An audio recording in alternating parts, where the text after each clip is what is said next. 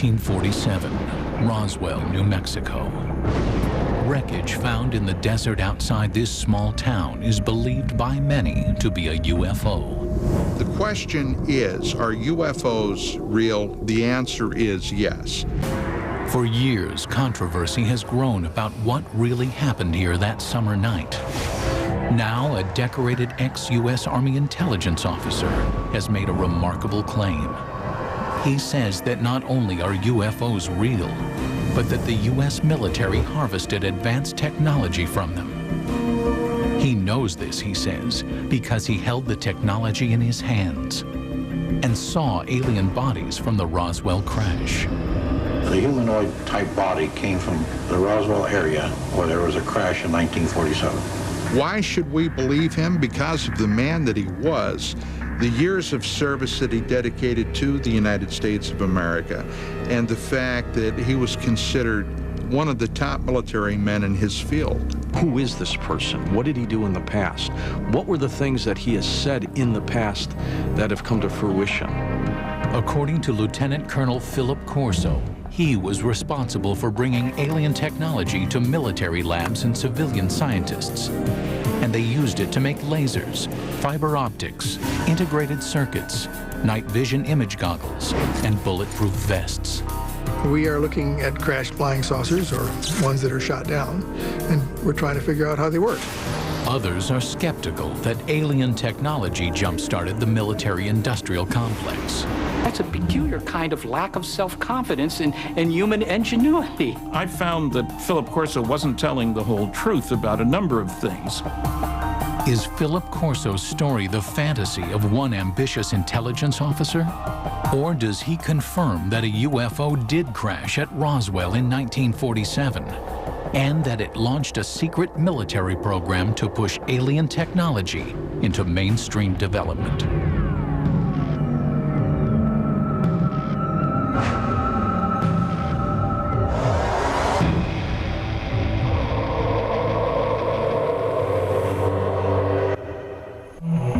Summer 1947.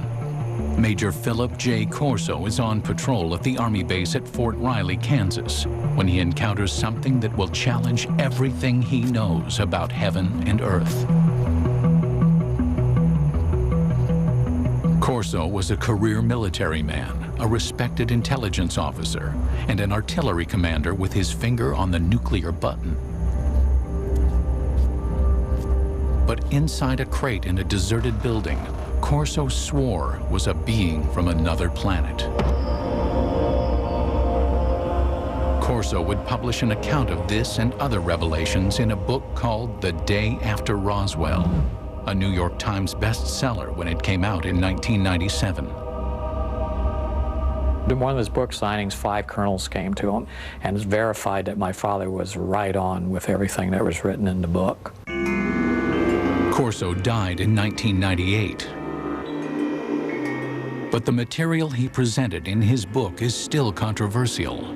Now, for the first time, the full story of his military career and his startling UFO allegations are being told on television.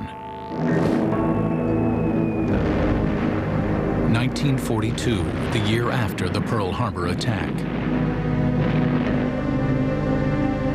Philip Corso, a small-town boy from Pennsylvania, is drafted into the Army. During World War II, he trains as an intelligence officer, and afterward, at the age of only 29, Corso becomes a spy hunter in Rome. His mission, to seek out and terminate Soviet agents.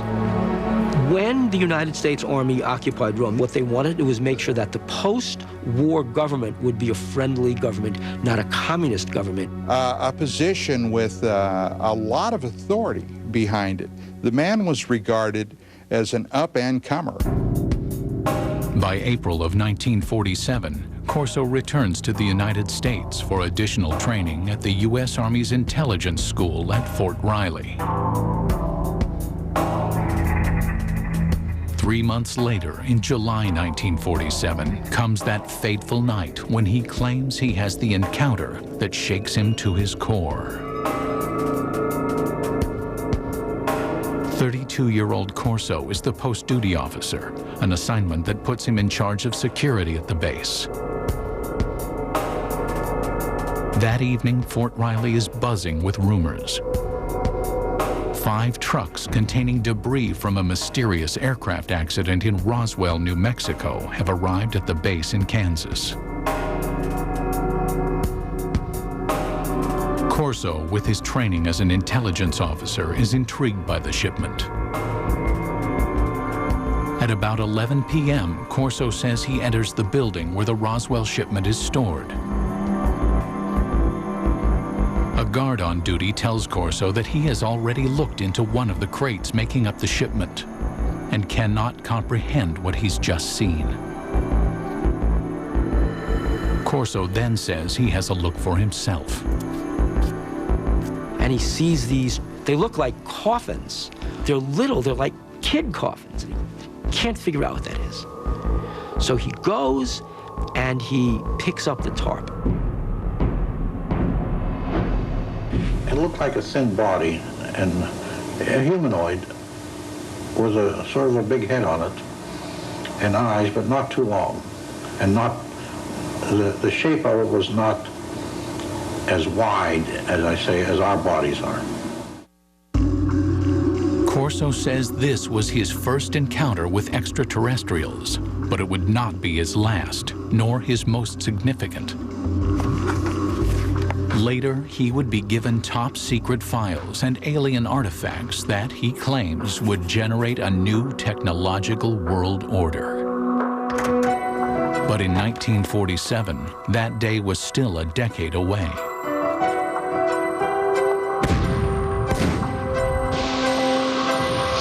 The outbreak of the Korean War in 1950 puts a hold on Philip Corso's ruminations on extraterrestrial beings. Corso joins General Douglas MacArthur's staff as an artillery targeting specialist for UN forces. After the 1953 armistice, he remains in Asia, serving as an intelligence officer repatriating American and Allied prisoners of war. I came to know Phil Corso because he had been a special projects officer in the Far East Command for prisoners of war under MacArthur, and then later held the same role and capacity for the National Security Council as a staffer in the Eisenhower White House. According to his military records, in July of 1953, Corso is promoted to the rank of lieutenant colonel. He says he is a trusted advisor to President Dwight D. Eisenhower, informing him of what Corso asserts is rampant KGB infiltration within the CIA. And Corso was screaming about this in the National Security Council to Eisenhower. Corso states that Eisenhower rewards him with his own combat command. In 1957, military records confirm Corso is placed in charge of an artillery battalion at Red Canyon Missile Range.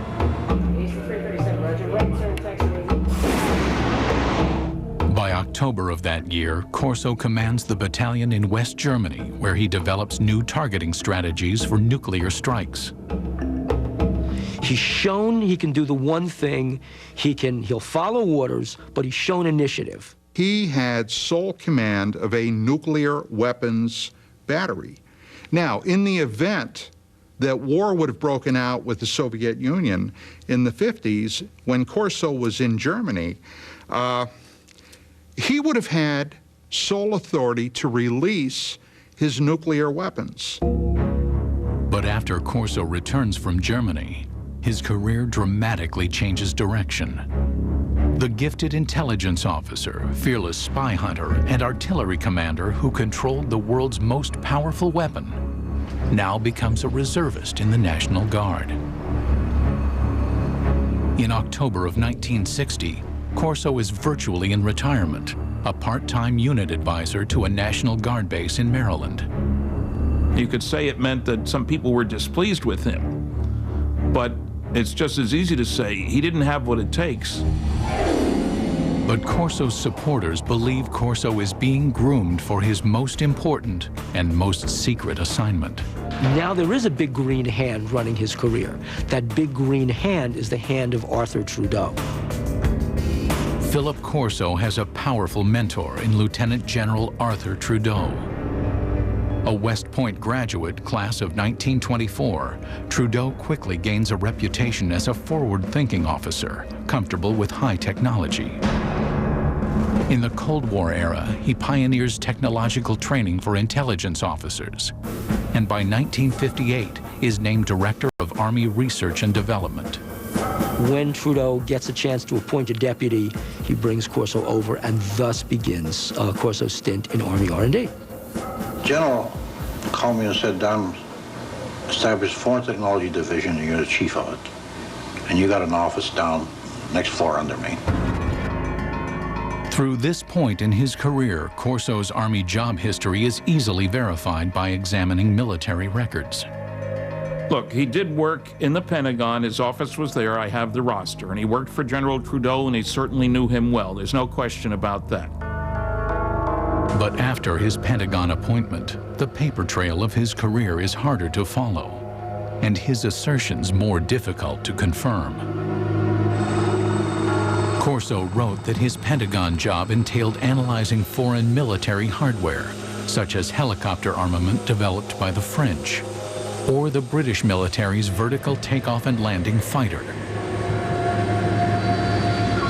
Then the technology would be reverse engineered. The military has had, over the years, a number of projects where enemy technological devices have been recovered by American forces.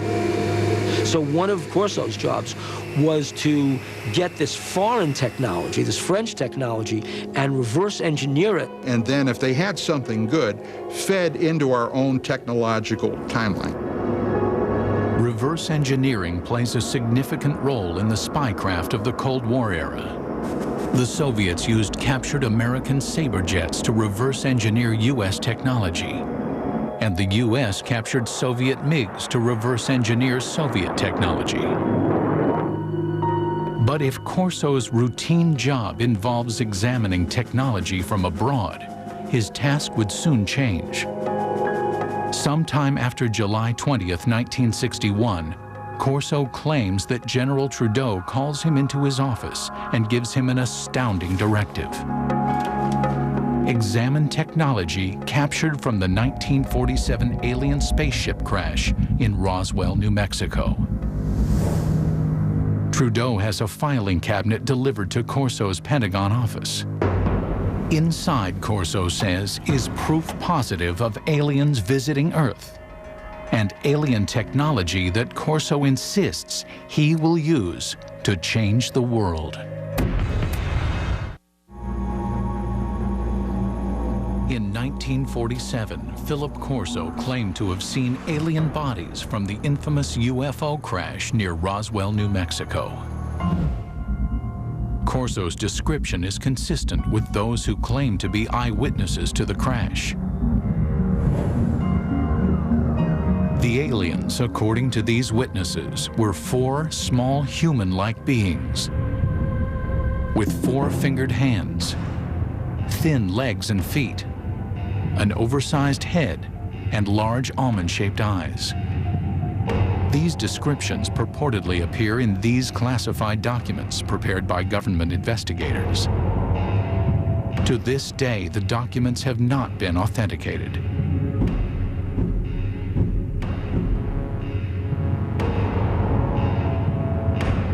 Corso insists that he told no one about what he saw at Fort Riley. But in the summer of 1961, the 46-year-old lieutenant colonel is assigned to a Pentagon project that will force him to recall his eerie experiences. He was assigned to the Army's research development at the Pentagon. Once again, a position with a lot of authority. His goal? To advance U.S. military superiority by a factor of decades. We had enough sense to push it. We had the organization, and we had the money, and we had the brains to do it, and we did it. Cold War era, Corso says, there was great government concern that the Russians would gain access to the alien materials. Or worse, the aliens would use their superior technology to invade Earth. According to Corso, an ordinary filing cabinet contains the extraordinary artifacts of the Roswell crash.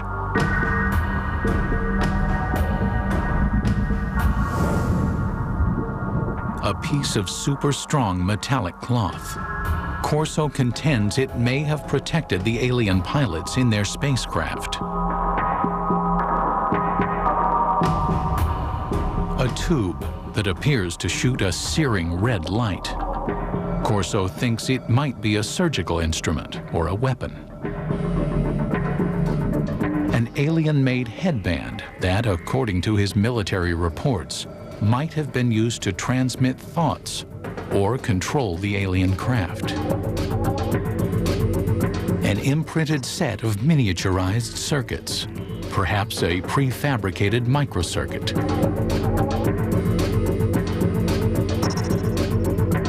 A flexible wire that might have transmitted light through its interior.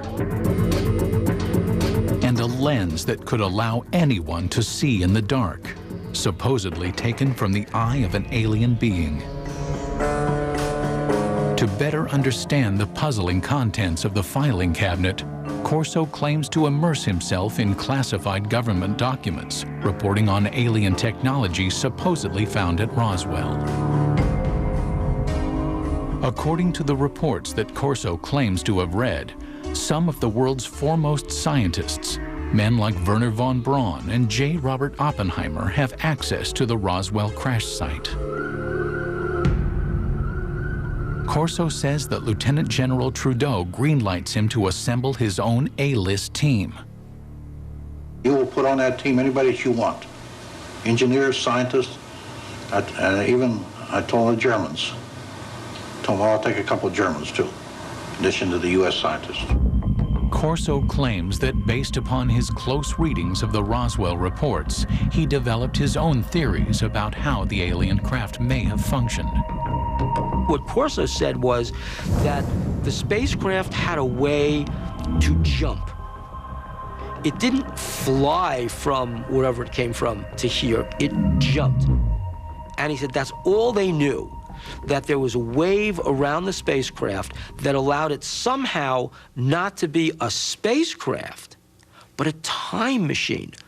And the reason is that to travel the kinds of vast distances it had to travel, it had to leave what we understand in physics as a space-time continuum, drop out of that, and suddenly reappear in a new spot.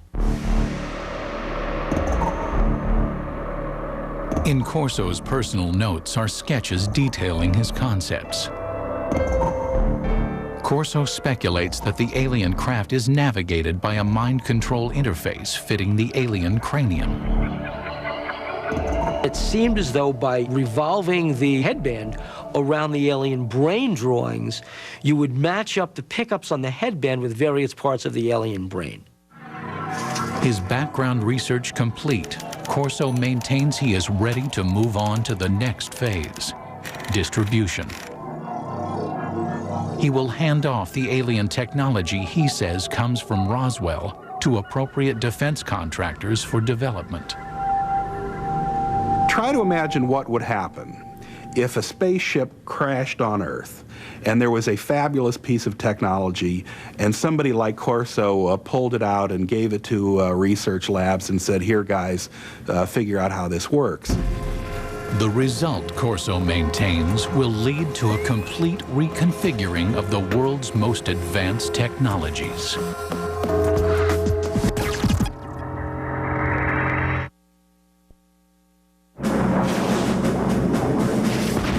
In the early 1960s, America's military might is directed toward fighting the Cold War. Lieutenant Colonel Philip Corso wants to bring alien technology from Roswell into the fray. By the end of the summer of 1961, he maintains that he begins to contact military weapons labs about his alien artifacts. Now, the Army laboratories also had civilian scientists there, and they developed this relationship of handling classified material. Phil Corso felt very comfortable working through the Army laboratories to the civilian scientists because the clearances were all taken care of by the laboratory. America is dotted with top-secret high-tech labs where civilian scientists work on sensitive military projects. Los Alamos, home of the Manhattan Project, is perhaps the most famous. But in 1961, Fort Belvoir in Virginia is quietly working on a decade-long project to develop night vision engineering. Corso claims he makes this lab the first he approaches with alien technology. In order to get these things reverse engineered properly, you couldn't just take this to a Radio Shack. I mean, it had to go to a place where somebody would understand the technology. According to Corso, Roswell eyewitnesses report that the alien craft has image-intensifying technology. If one went inside the ship and looked out, the world outside would look as bright as day, even at night. There is also, according to Corso, a lens taken out of an alien's eye that has light-enhancing properties. No one knows how the two are related, says Corso, but he knows their potential value. Corso maintains that by the late summer of 1961, he helps researchers at Fort Belvoir by showing them the alien light-enhancing lens and possibly other light-enhancing technology from the Roswell craft. This was a kind of technology that, although we think we have a very clear line of development going back to the Second World War, we take a look at how this technology has literally geometrically exploded over the years. Now, can this be attributed to this technology that was picked up at Roswell, according to Corso? Well, according to him, it can be. Corso says he wasn't able to further develop the alien mind control interface. His theory was that it would only function with an alien brain. But this momentary setback, he claims, didn't forestall development of another Roswell artifact, an imprinted circuit of mysterious design. We also had a little charred chip. Small thing, maybe 3/8 of an inch square, 2 threads coming out, and a little one in the center with thin wires. These came from Roswell. We didn't know exactly the function of these integrated circuits, but we suspected that these were circuits, electrical circuits. Corso asserts that he brings the object to Bell Labs, which had developed the transistor 14 years earlier. He says scientists there were able to analyze and later recreate the alien microchip. What would happen if something like that were to occur? Well, what would happen is, in a very short time, the world would be transformed radically. There's no doubt that after the development of the integrated circuit in the early 1960s, the world is transformed. Electronic devices from the cell phone to the laptop computer become reality. Corso claims the Roswell microchip was supposedly damaged from the crash, but that in his possession is another alien object, this one apparently fully functioning. He knows from reports that when people were shining this thing around, it caused burning on the surfaces that it was aimed at. Corso says he reads classified military reports speculating that the artifact from Roswell, apparently capable of burning holes in walls, is some kind of cutting tool, perhaps used for surgery. At Hughes Aircraft from the late 1950s into the early 1960s, researchers have been working on what would become the first laser tracking and targeting devices for military aircraft. But engineers have run into a snag in their efforts to create a practical device. That is, Corso asserts, until he shows them the alien cutting tool. It did accelerate after 1960-61 because people figured out new ways to make lasers. And as the science advanced, the engineering advanced. Corso's filing cabinet reportedly contains another treasure from the Roswell trove. It was glass tubes. And they emitted different color lights. And those were sent to Bell Laboratories. From that was one of the greatest advancements I think we have today, came out in fiber optics. Many UFO researchers theorized that the spacecraft had no wiring because it was fitted instead with fiber optic cable. Transmitting information with light happens to be an old technology. It dates back to one of the pioneers of the telephone, Alexander Graham Bell, who experimented with a device he called the photophone in 1880. Most people have never heard of it, but back in his day, serious scientists thought that the photophone was a more impressive invention than the telephone. The photophone was a way that you could transmit a voice signal over a beam of light. Corso's research tells him that data transmission via light had failed because scientists could not direct a beam of light around corners. But Corso contends that the Roswell artifacts might hold the answer. They were looking at this glass fibers and say, wow, the light actually turns a corner. How can light go in curves? And then they concluded the reason for that was because it had a cladding wrap on it. The cladding was the key discovery that you had to make in order to make fiber optics work. Although it would not be until the 1970s that fiber optics were in general use, UFO researchers believed that the cladding wrap on the alien artifact, an outer covering on the fiber that guided the light, made it possible for earthly fiber optics to advance. Corso also says he examined some curious super strong fibers that his military reports claim come from the aliens' flight suits. The first thing of the fabric that amazed me was a thread that I couldn't cut with a razor blade. Just a thread. In his book, Corso offers a theory about the fibers composing the alien flight suits. The alien bodies, probably the more vulnerable aspects, were protected from what had to be incredible energies by the super tenacity of the fabric, which somehow formed a shield. And Corso said they didn't put these on, they were woven around them. In other words, they spun them like a cocoon. According to Corso, he wonders if these super strong fibers could be developed into super strong bulletproof shields for law enforcement and military use. Corso said that the Army tried to bring it to the University of Colorado to try and fabricate this technology. The mid-1960s saw great advances in super strong fabrics that used polymer technology, the type of molecules that Corso claimed were present in his alien fabric. In 1965, Kevlar was invented, a fabric that would be used in bulletproof vests. More proof, according to Corso, of the impact of alien technology. There's no denying that the period Corso works in the Pentagon coincides with a period of rapid technological growth in the United States. Corso's supporters say alien technology played a role, but others see things very differently.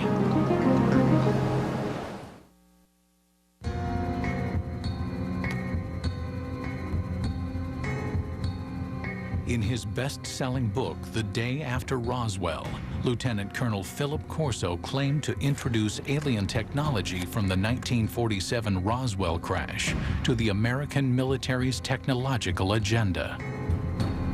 But others say that the scientific leaps of the 1960s were not made by one hero, and not with the help of aliens. It's nice to think in terms of one heroic person leading us into the new world of far-out technology learned from saucers. That sounds great. But having worked on a whole host of big research and development programs, that isn't the way it works. Look, on the aircraft nuclear propulsion program, we employed 3,500 people. 1,100 of them were engineers and scientists. We were spending $100 million a year. That's the kind of effort it takes to develop new technology. And that was in 1958 dollars at that. Corso claims that the laser jumped from theory to practice after scientists examined the device found in the Roswell crash debris. But to science historians, that's science fiction.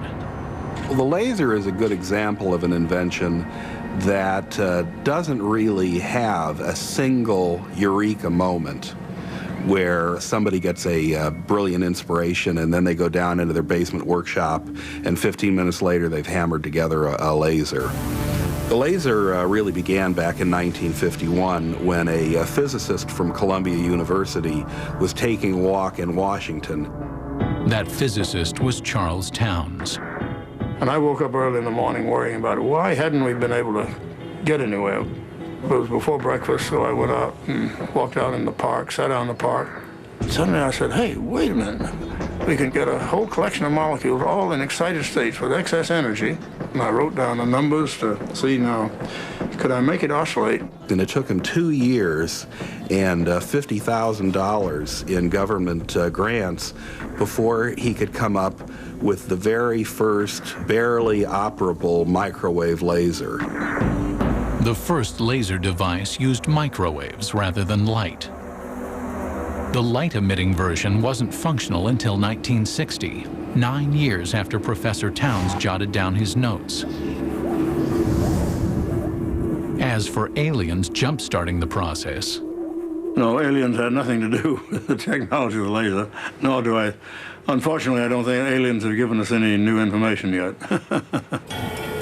while the laser's development was slow and steady, the integrated circuit advanced rapidly. But the greatest progress was made by scientists well after Corso retired. The real breakthrough happened in 1971 when a guy named Ted Hoff conceived of the idea of putting an entire microprocessor on one piece of silicon, a computer on a chip.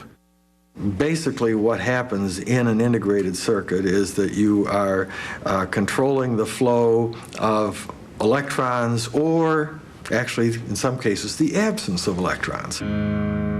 Ted Hoff, known as the architect of the microprocessor, started working on integrated circuits in 1968.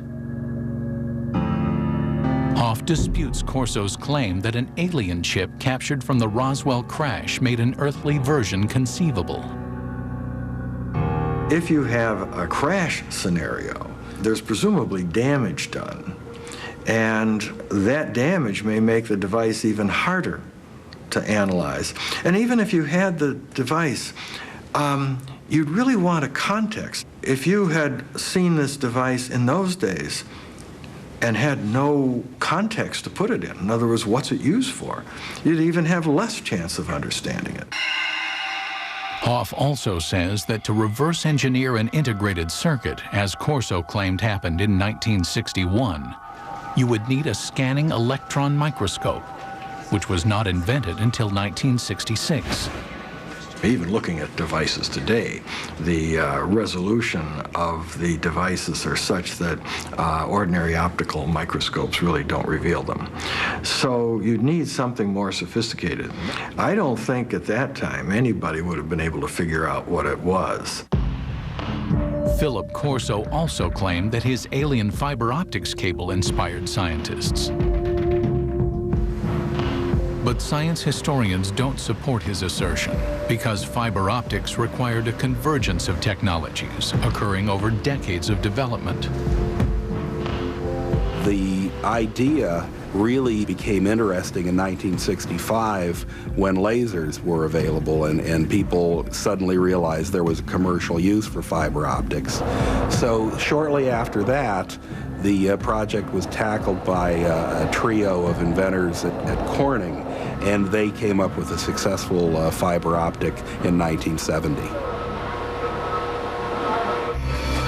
The highly directional light of a laser improved signal strength. The team of researchers at Corning Glass created a form of fused silica. This super pure glass material was capable of carrying 65,000 times more information than copper wire. This made fiber optics commercially practical, 10 years after Corso claimed to have accelerated the technology. That's the real achievement that Don Keck and Peter Schultz and Bob Maurer came up with when they were at Corning. It was coming up with this completely unexpected way to make glass. Corso also stated that he inspired a quantum leap in image enhancement technology. But science historians say the technology of turning night into day was also decades in the making. Progress increased so incrementally. It goes all the way back to the 1940s when image-intensifying radar scopes were issued to Allied troops in the Pacific Theater. The first night vision gear employed thermal imaging. Developed by the Germans during World War II, it brought heat energy into the visible spectrum using an infrared light and a receiver. Then, by the early 1960s, William Spicer, a Defense Department researcher, had created image intensification technology. Fort Belvoir scientists built upon his work. Image intensification requires no additional light. Functioning like a radio receiver for light waves, it amplifies existing light. Today's image intensifiers are small enough to be worn as goggles and are capable of amplifying light by a factor of 35,000. Scientists suggest that if Corso really had an alien image enhancer, showing it to researchers in the 1960s did little to advance the technology's measured progress. The engineering that was required just progressed at a very slow rate. Making night vision work was largely the result of really brilliant engineering.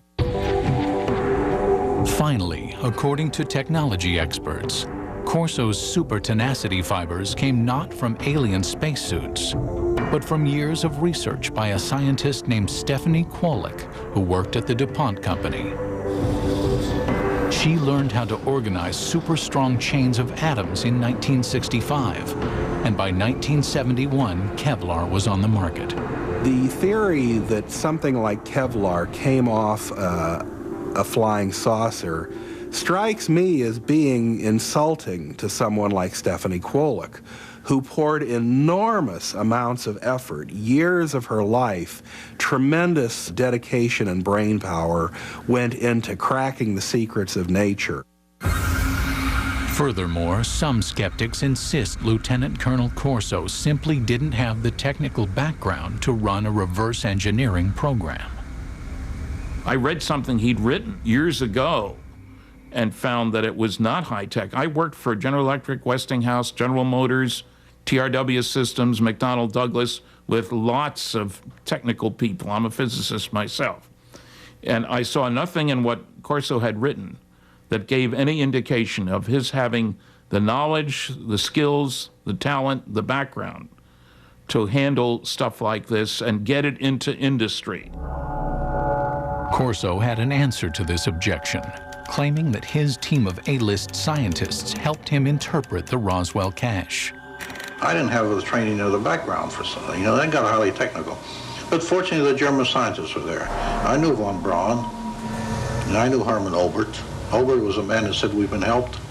But we had to keep it quiet to protect our budget, protect our organization.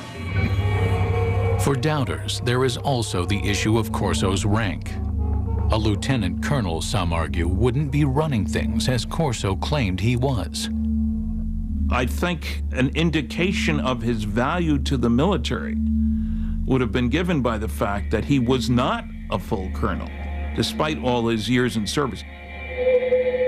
But others stand by Corso's assertions. particularly those who say they're familiar with the way the U.S. military functions. Back in those days, you know, a lieutenant colonel had a lot more authority and position than a lieutenant colonel today has. And even today, you've got lieutenant colonels doing quite a bit of the important tactical and even strategic planning and operation. The History Channel contacted the military contractors Corso claims to have worked with, and all say there was no alien involvement in the technologies Corso says he jump-started. No memos, directives, or paperwork of any kind exist to directly support Corso's assertions about reverse engineering alien technology. But Corso's supporters say there is no paper trail for a very good reason.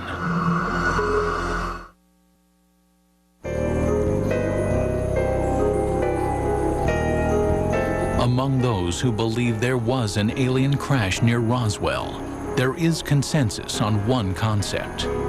The U.S. government systematically suppressed the truth.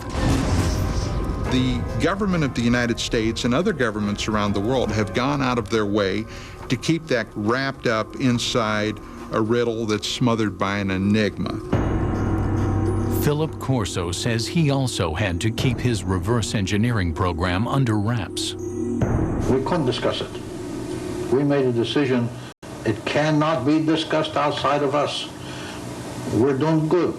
We have the authority, we have the money for our R&D projects. Well, that's fine. Let's keep it that way. Let's not get mixed up in the murky area of whether they exist or not. As for Corso's contributions to the advancement of science, skeptics say that the technology he claimed to have pushed forward was ready to emerge anyway. As proof, they offer up the mind control headband, one alien technology that Corso did not claim to develop. Today, it's well on its way to becoming a reality without his help. Since the 1970s, scientists have been experimenting with using EEG readouts of brainwaves to provide feedback and change behavior. It's now possible to use EEG feedback games like this one to learn how to manage brain states. But mind control technology has advanced even further than that. Going to open the first email, which says congrats. It says in 2004, researchers received FDA approval to test tiny brain implants designed to allow disabled people to control computers using their thoughts. Next, I'm going to paint a circle.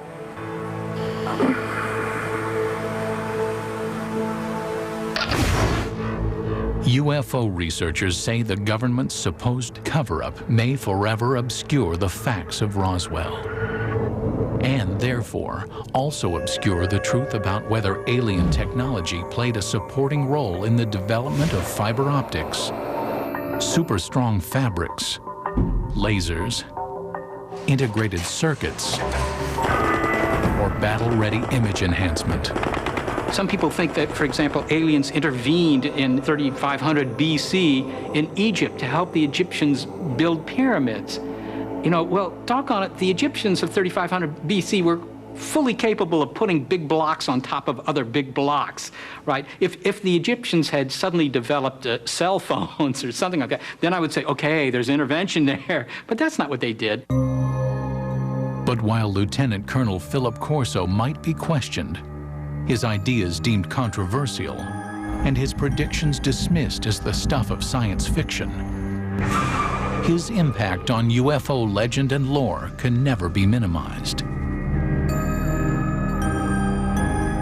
The military, the Pentagon, the government of the United States does not give that type of authority to a loose cannon. This man was highly regarded, highly respected. At my age, what do I have to lose? I have to let my grandchildren and my children know this, because how long will I be around yet? And when I go, it goes with me. There must have been many days that Philip Corso said to himself, Why me? Why do I have this information? And again, I think that's one of the things that probably plagued him for so many years. It's pretty difficult to keep a secret like that within yourself. Even today, only 10% of the story is told, my father says. The rest is classified. The USS Tecumseh, invincible, indestructible. She is one of the newest, one of the most powerful ironclads that there is. So why did she sink like a stone off the Alabama coast?